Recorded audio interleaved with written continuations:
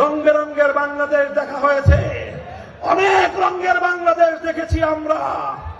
এবার আমরা জুলাই বিপ্লবের পর, জুলাই বিপ্লবের অন্যতম সৌন্দর্য ছিল আমাদের জুলাই যোদ্ধারা রাজপথে বুকের রক্ত দিয়েছে, রাজপথে টিয়ার গ্যাসের আক্রমণে তাদের চোখের পানি দিয়ে বুক ভেসে গিয়েছে।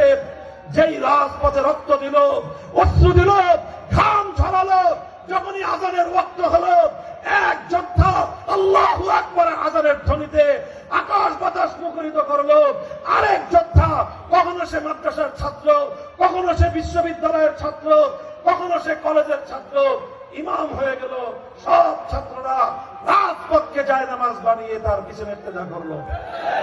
এই দৃশ্য আপনারা দেখেছেন, এই দৃশ্য আপনারা দেখেছেন। এই দৃশ্যের নামই হলো আগামীর বাংলাদেশ।